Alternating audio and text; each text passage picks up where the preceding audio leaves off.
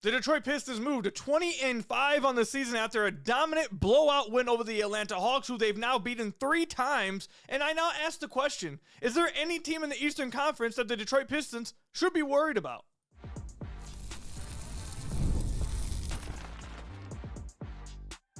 You are Locked On Pistons, your daily Detroit Pistons podcast, part of the Locked On Podcast Network, your team every day.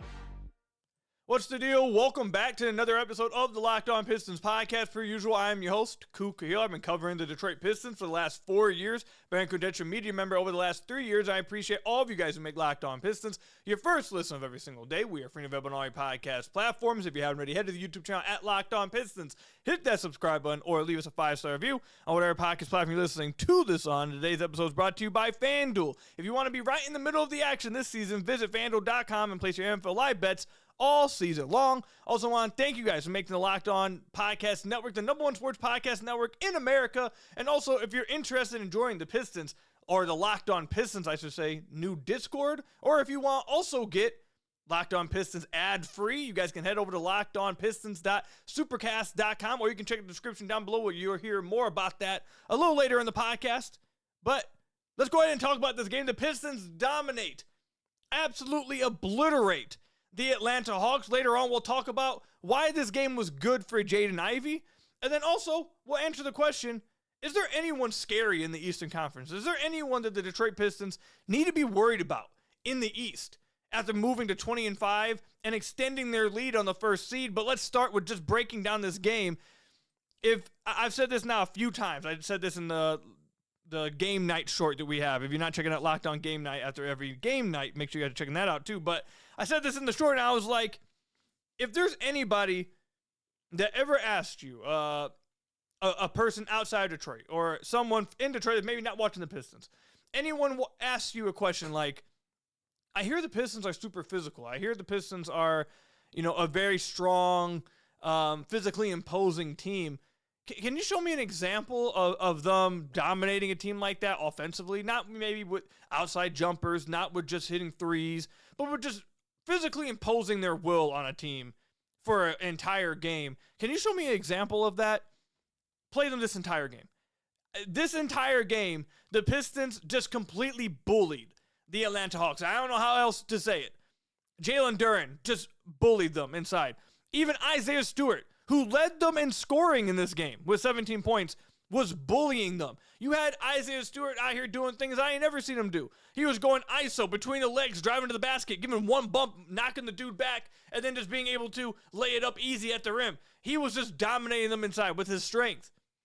Asar had a few crazy drives where he just pushes a guy around. Even Tobias was pushing guys around when he got to the paint. Kay Cunningham was getting to the paint at will. Karras, same thing. Ron Holland got to the paint over and over and over again.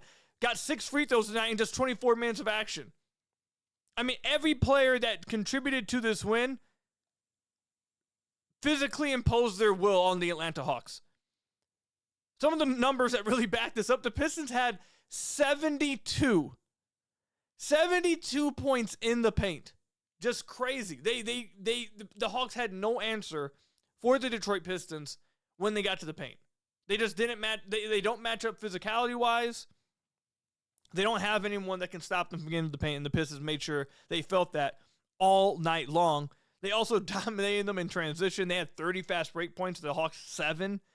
Their largest lead was 35. And you want to talk about the depth of this team? The Pistons had 77 bench points. More than half of their points were from their bench. The starters didn't even have to play. Pistons had 8 players in this game score double figures. They had 11 players score 8+. Marcus Sasser came in for the final 4 minutes, scored 7. They got contributions from the entire roster in this win against the Atlanta Hawks. There was a number that I thought was, I don't think NBA.com has it yet for me. Actually, you know what? Forget NBA.com. We're going to go to Pivot Fade. There was a number they said during the broadcast that I just didn't believe. I was like, no way. And then when you look at it, you're like, oh my God, okay, fair enough. Another number that just shows how much the Pistons were imposing their will on the Atlanta Hawks. At halftime, the Hawks only had 6 free throws. They had 6 free throws. The Pistons had 4, 8, 12, 15, 17, 19 free throws at half. They had 14 more free throws than the Atlanta Hawks did at halftime. So not only did they pummel them in the paint with points in the paint, obviously, outscoring them by 22 in the paint, not only did they dominate them in transition, getting out on the fast break, turning them over. The Hawks had 20 turnovers in this game. The Pistons only had 12. They also were forcing them to foul them and earn points at the free throw line because they couldn't stop them once they got into the paint. And this was just again, like I said, if you ever wanted to show someone a game where the Pistons just out physical the team and just showcase their strength over another team, I mean, this was the game right here. This was crazy. This was crazy to see. And after a really good week break, 5 days of rest, got to practice, the Pistons looked like the team we had seen for the first, 16, 17, 18 games? We talked about how over the last six-ish, my goodness, what did I just say? 6-ish? What is that? The last 6-ish games that they didn't look like themselves. They were turning the ball over at an absurd amount. We talked about how they were 30th in turnover percentage, last in the NBA after being in the middle of the pack, how their defense had fallen off a little bit, and how their offense really had fallen off a cliff over those last 6 games, where the Pistons were, 4-3, 3-3 over the last 6 games? And in this game, they looked like that team we had all grown accustomed to start the season during the win streak. They didn't turn the ball over. Cade didn't turn the ball over. He only had 1 turnover in this game. They dominated defensively. They had 16 steals in this game. They got out on the break. Cade didn't have to force the issue offensively. He played like a floor general game, even in just the 22 minutes of action he got to play because the Pistons were up by so much their starters didn't have to play anymore. In those 22 minutes, he wasn't forcing the issue scoring for himself.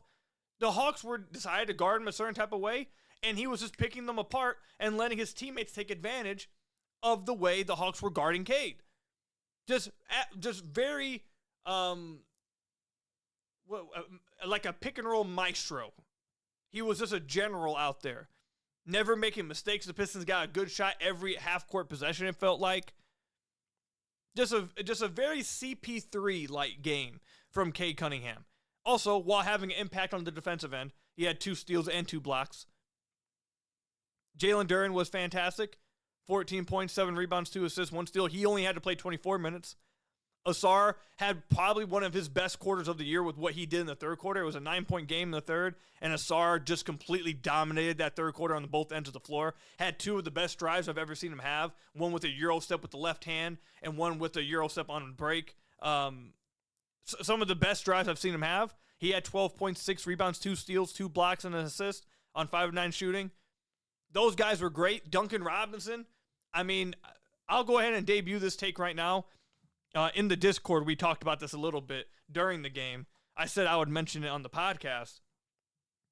Yeah, I'm pretty comfortable saying that Duncan should not be taken out the starting lineup at any point this season. At any point. And I understand everyone loves Jaden Ivey. And we'll talk about Jaden Ivey later, who I thought this game was great for. But the Pistons so very clearly need what Duncan Robinson puts on the floor, and he has been so good for them. So I would argue he's been better than Malik and THJ. He's been a great three-point shooter, but what he's bringing as someone who can drive off of DHOs, off of closeouts, and then make these passing reads, keep the ball moving, and then keep moving after he releases the pass, rotate around, get to the opposite corner. Like, what he's done for the Pistons, he has been fantastic. The Pistons are 8.1 points better with him on the floor this year. They have a plus 8.3 net rating with him on the floor. They've been dominant in his minutes. He's been great. He's been absolutely exceptional. And I feel like he kind of just gets, no one really talks about him. People kind of just like accept what he is. And I'm sitting here watching the games like, no, we need to talk about how good he's been. He's trying on defense. He'll get targeted on defense, but he's trying. He had 2 really good rotations in the first half, one for a closeout and one he took a charge at the rim, which was really nice to see. But offensively, the movement that he creates for the Pistons offense, he's not stationary. He's constantly moving. The playmaking chops that he's bringing from that position is something the Pistons just didn't have last year at THJ or Malik. He brings the shooting gravity and the shot making that he has, or that they had last year, while also providing playmaking and the ability to drive a closeout, drive to the rim, and then make the right read. I mean, he's been fantastic. He's been fantastic. I don't know how you ever take him out the starting lineup this year. He's just been great. And they're reaching their peak form with the starting lineup. They're playing great. So that's was something I wanted to make sure I stood 10 toes on. Duncan's been fantastic. He's been fantastic. And that starting lineup now of Cade, Ausar, Jalen Duren, and Tobias, they are a plus 8.7 in 130 minutes played together. He's been so good for them. He's been so good. Anything you could have imagined him to be when they signed him to that contract in the offseason, he has absolutely surpassed it. He's been great. Coming up, though, Jaden Ivey, I thought this game was absolutely perfect for him, and I think that it could mean very good things for him moving forward, the fact that he got to have this type of game. I'll explain what I mean coming up. Today's episode is brought to you by ZocDoc. Guys, it's 2025, almost 2026. And those days of waiting for something to become a full-blown emergency before you see a doctor, they're absolutely over. No more walking it off for 6 months. No more pretending that weird shoulder stiffness is just sleeping wrong. It's time to take your health seriously, and ZocDoc makes that easier than ever. Because staying healthy is more than hitting the gym or eating right. It's about actually getting things checked out when something feels off. ZocDoc, allows you to compare providers using real patient reviews and not ads. It makes it simple to keep your health a priority, even with a busy schedule. I've used it to schedule appointments quickly when I didn't want to wait for weeks, and they've been absolutely amazing for me. The app is quick, clean, and honestly removes all the stress of finding the right doctor. So stop putting off your doctor's appointments and get the care that you need. Go to ZocDoc.com/LockedOnNBA to find and instantly book a top-rated doctor today. That's ZocDoc.com/LockedOnNBA, ZocDoc.com/LockedOnNBA to get the care that you need.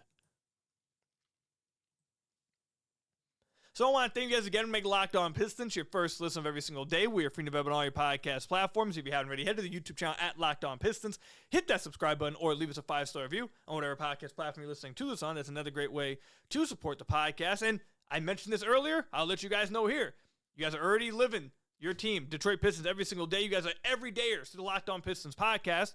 If you want to join the Locked On Pistons Discord, or if you want to watch, let's say, or listen, let's say, to Locked On Pistons with no ads. I know a lot of you guys would love that. If you want access to a Locked On merch store where you can get Locked On merch, you want all of that kind of stuff, you can join the Everydayers Club at LockedOnPistons.supercast.com. The link will be in the description down below. It's just $5 a month, and you will get to join the Locked On Pistons Discord, get access to the Locked On merch store, and also will be able to watch or be able to listen, to Locked On Pistons without all the ads. So check it out, description down below. Looking forward to seeing you guys in the Discord. But let's talk about Jaden Ivey, who I thought played a really good game against the Atlanta Hawks tonight. He shot 5 of 8 from the floor, had 10 points, 4 assists, 2 steals. He only played in 18 minutes.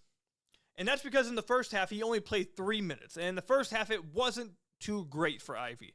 He had a play when he just lost the ball, dribbling up the floor and turned it over. Wasn't great. And he only ended up playing 3 minutes. He played the least amount of anybody on the court. Dance Jenkins played more than him. However, I think the Pistons getting up by as much as they did was the best case scenario for Jaden Ivey, for a player that is working back into the rotation, who's working back to getting full speed, working back all that confidence, working back everything after being out for so long and coming back into a team that is playing so well, trying to find your way. I think this is, if this game served anyone the most purpose, it was Jaden Ivey. Like, yeah, Cade, Jalen Duren, Ausar, Tobias, Duncan, all these guys probably enjoyed only having to play 20 minutes. I'm sure they enjoyed getting, basically felt like the night off and get some early rest along with the 5-day rest they had before. Yeah, I'm sure it was great for them. That's a big deal too. But Jaden Ivey, someone who has a lot of pressure on him. He's playing in a contract year. He's trying to prove that he can impact a team that was playing great without him. Let's just be real. A team that was playing a tremendous without him, trying to come back without messing things up, trying to find his way to kind of fit in while also impacting the way he can without messing things up. He's trying to get back to full speed himself, trying to get back to full like NBA stamina, NBA conditioning, trying to knock the rust off, all again while being in a contract year and also trying to just fit in. And that can be, I'm sure it can be tough to do, tough to handle, struggle to deal with, especially in games where they're close and every possession, every minute matters. Every minute that matters, every possession that matters, it makes it extremely more difficult, I would say, and the pressure feel even more so on his shoulders to not mess up this possession, not turn the ball over, take the right shot, do what I'm supposed to do.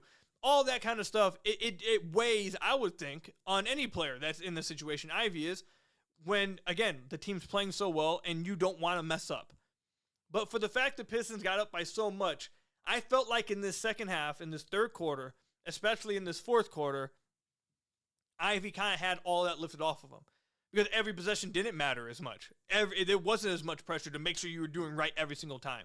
You're up by 30. You're up by 35 points. So what if I turn the ball over here? So what if I miss a shot here? I'm going to play the next 10 minutes.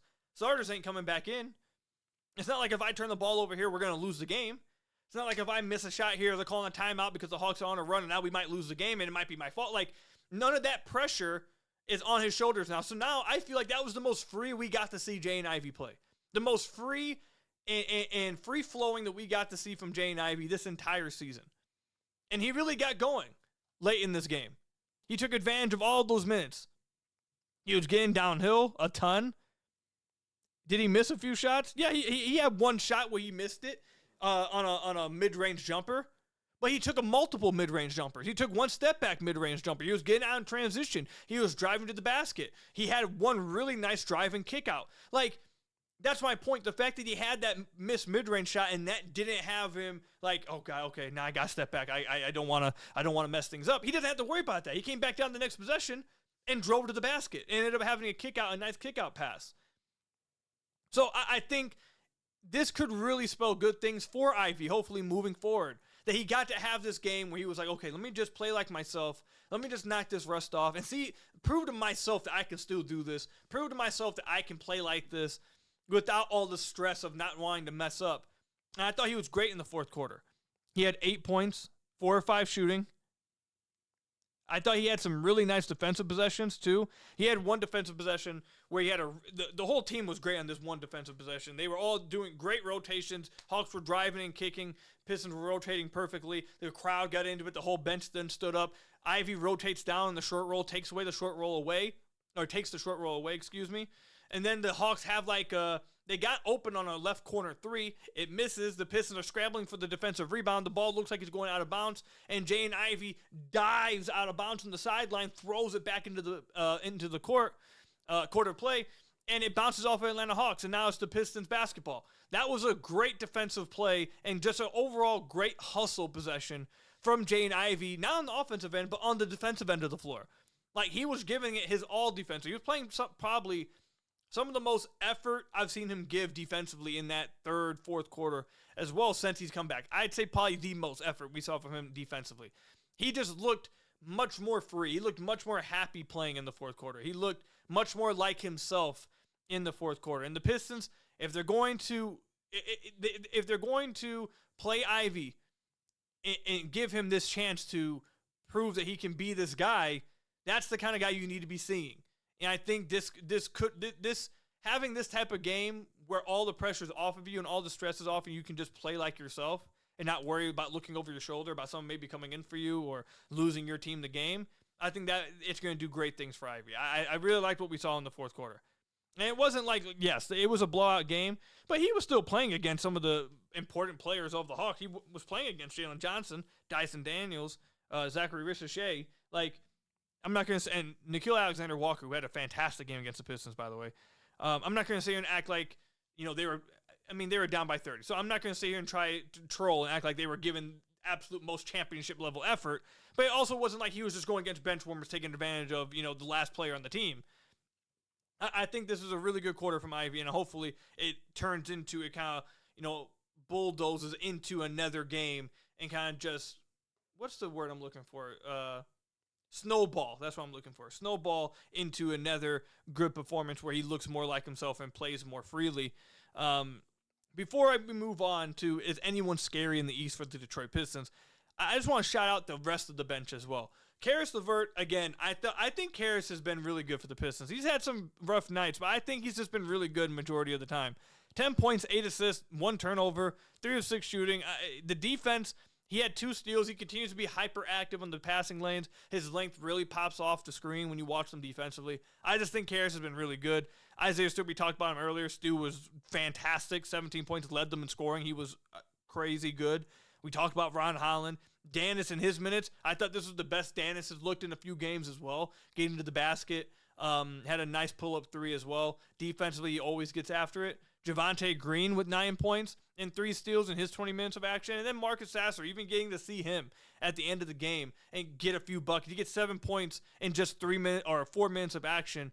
It's nice to see him get a chance to try to score out there. I'm still really interested about his situation and what his future looks like. But this was an overall just big team win where the bench, it felt like, really led the way and just shifted the game against the Hawks. They just weren't ready for the punch that the Pistons bench gave them.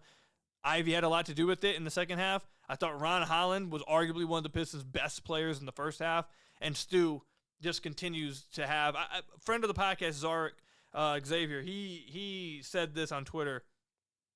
There's been a bunch of talk about Jalen Duren's leap this year, and deservingly so. But I feel like Stu is also making a leap. It's not going to pop in the box score as much because he's not that type of player. But his impact, what he's doing for the Pistons day in and day out, he has been incredible this year. He has been absolutely incredible for the Pistons. This is a very deep team with all of their young guys seemingly taking steps forward. This was a fantastic win. The third win over the Atlanta Hawks. They're up by 35 points at one point in this game, and that leads me to asking this question. Is there anyone in the Eastern Conference that the Detroit Pistons need to be worried about, or is it just the Pistons and everybody else? We'll talk about it coming up. New year, new systems, and this is the time when a lot of us look at the messier parts of running a business and think there has to be a better way. And there is. Today's episode is brought to you by Quo, spelled Q-U-O, the smarter way to run your business communications. If you're ready to make your workday smoother and keep customers connected without the headaches, Quo makes upgrading your setup easier than ever. It's surprisingly easy. You can work from your phone or computer, keep your existing number, and add teammates in minutes. Being able to share one team number makes it so much easier to make sure nothing gets missed. Make this year the year where no opportunity and no customer slips away. Try Quo for free, plus get 20% off your first 6 months when you go to quo.com/LockedOnNBA. That's QUO.com/LockedOnNBA. Quo, no missed calls, no missed customers with Quo. Then I've got to tell you guys about another one of our sponsors, FanDuel. NFL Sundays move fast. This is a big NFL Sunday coming up for the Detroit Lions. Got to take down my favorite quarterback of all time, Stafford. They got to take him down. One big play, and suddenly everything feels different. That's what makes live betting with FanDuel so exciting. You're not just watching the game, you're reacting to it in real time. With FanDuel, you can place bets as the action unfolds. Every drive, every momentum swing, every highlight moment. Live betting is best when the game starts to shift. A receiver gets hot, a defense tightens up, or the momentum flips after a turnover. FanDuel lets you jump into the moment with live spreads and money lines that adjust instantly. Player props update as guys heat up. You can bet next touchdown scores, drive results, totals, and more. It keeps you locked into every snap, every drive, every possibility. So you want to be right in the middle of the action this season. Visit FanDuel.com and place your NFL live bets all season long. That's what FanDuel, the game moves fast. So can you with FanDuel. So I want to thank you guys again for making Locked On Pistons your first listen of every single day. We are free and available on all your podcast platforms. If you haven't already, head to the YouTube channel at Locked On Pistons. Hit that subscribe button or leave us a 5-star review on whatever podcast platform you're listening to this on. That's another great way to support the podcast. I asked the question. The Pistons are sitting at 20-5 on the season. There's only one other team to have 20 wins this season. And that is the greatest team we are ever going to see, and that's the Oklahoma City Thunder, who are 24-1 and just look unstoppable. I'm honestly looking forward. Part of me is really looking forward to the Pistons playing the Thunder. Because it's either going to go two ways. The Pistons are going to hold up and make it a game, or the Thunder just completely dominate them like they've dominated literally everyone they've played, and we really sit back and think they're just going to dominate everybody. We might just be sitting back after the game against the Thunder saying, yeah, I don't think there's out of the 29 NBA teams, every team might just get dominated by the Thunder this year. This might just be the easiest championship of all time. But outside of the Oklahoma City Thunder, who are over in the Western Conference, so we didn't gotta worry about them. They're over there in the West. Let Denver and Houston worry about that. Over here in the East, though, the Pistons at the top of the Eastern Conference. They have 20 wins. They're 20-5. Second seed is the 17-7 New York Knicks. The Pistons have defeated the Boston Celtics. They've beaten the Orlando Magic. They've beaten the Philadelphia 76ers. They've now beaten the Hawks 3 times. They've beaten the Milwaukee Bucks. They've beaten the Miami Heat. Is there any team in the East that you should look at? And by the way, I went in order just now of where they are ranked in the standings. Is there any team that the Pistons should be concerned about in the Eastern Conference?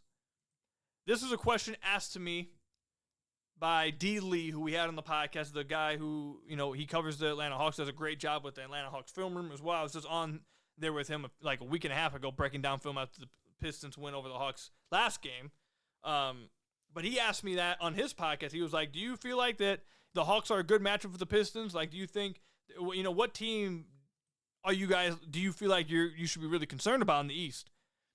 And I was like, I don't know. I don't know if there even is a team that I look at, I'm just like, oh, God, the Pistons have to be terrified of them. And now a week and a half later, after reaching 20 wins and dominating the Atlanta Hawks, I sit here and I say the same thing. I don't know if there's a team in the East that the Pistons really need to be scared of. Now, are the Pistons just head and shoulders above? Am I trying to say they're just going to dominate the East? I'm not saying that. But is there a team they need to be like, man, I don't know if we can beat them? I don't think so. I don't know.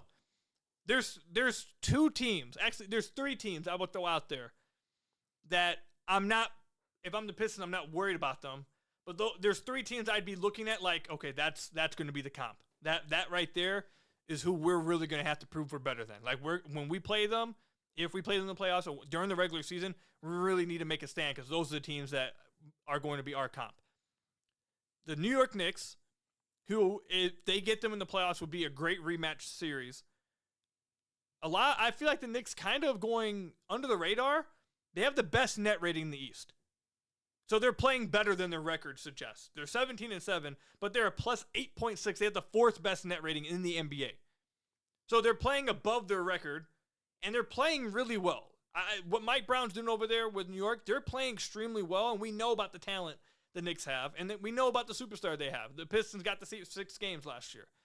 So the Knicks would be number 1 on my list because I think the Knicks are sneakily playing like the same level they're playing at the same level, I would say, as the Pistons right now. Their record doesn't suggest it, but I think they're playing really well. So the Knicks are the first team I'd look at if I'm the Pistons. I'm like, okay, that's the comp right there. That's what we got to look at. The other team, and I can't believe I'm saying this, before the season, I would never have guessed this. The Boston Celtics. If the Celtics get Tatum back, if they get Tatum back this year, that would be very worrisome. Now, then I would be pretty worried. Because right now, the Celtics are 15-10 with a plus 6.3 net rating. They have a better net rating than the Pistons. Jalen Brown's playing fantastic. Payne Pritchard's been really good. We know about how great of a coach Joe Mazzulla is. I think the Pistons are a better team than the Boston Celtics. I think they beat them in the playoff series. But they're the second team I would say in the Eastern Conference that if you had to pick somebody, like, okay, who's the comp there? The Celtics are going to be up there. I can't believe I'm saying it, but the Celtics are up there. So I'd be watching them. And I want to see the Pistons really punish them next time they play Boston because of how it happened last time they played them. So I'm looking forward to that. But if they get Tatum back, that could be a scary team. They're playing extremely well. And then the final team, which is kind of rounding into form, even though they just suffered another injury. The other team that I think could be comp for the Pistons are the Orlando Magic. They were playing extremely well before Franz went down. Now, I know Franz is out for a few weeks, so that may hurt them. But Desmond Bane is really rounding into form, and he's really looking good. And the Magic, as a team, seem like they're really starting to pull it together. It was looking rough at the beginning of the year, but they now find themselves with a record of 15-10. They find themselves 4th in the East. They're top 10 in net rating. So those are the 3 teams that I would say, if I'm in the East, if I'm the Detroit Pistons, I'm looking down at these teams, and I'm saying, okay, which teams are going to give us the most problems if we play them in the playoffs? As of right now, if you looked at it right now, I'm not worried about the Sixers at all. Not worried about the Raptors at all. The Cavs look like they're falling apart. Don't know what's going on over there. They look like they're just falling apart. The Cavs would have been number 1 usually for me. I feel like they match up really well against the Pistons, but they're just falling apart. Don't know what's going on over there in Cleveland, so I'm not worried about them.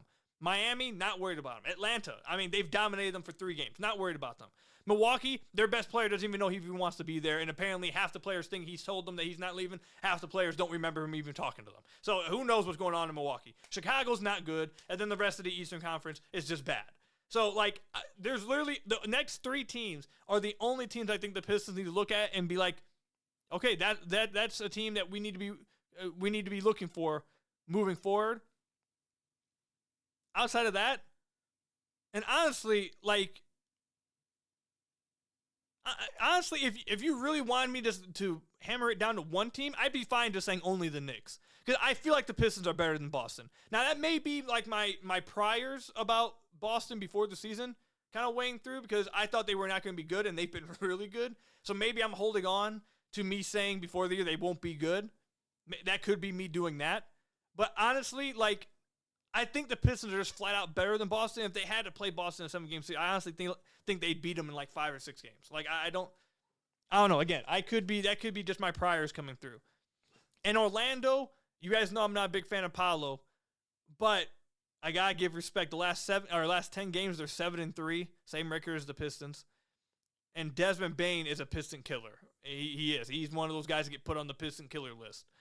So I guess I'd go New York and then Orlando as the teams to watch for in the East. But outside of that, the East is wide open, and the Pistons look like they're the best team in the East. They continue to dominate. I'm really looking for. I want to see them so badly. I want to see them play New York. That's a matchup I'm really looking for. I want to see them play the Knicks and see how that game measures up. That, I think, would be an incredibly fun game to watch. But let me know in the comment section down below or over on Twitter @Khahil. Are there any other teams in the Eastern Conference? Do you agree that the Knicks, Celtics, Magic, one of them?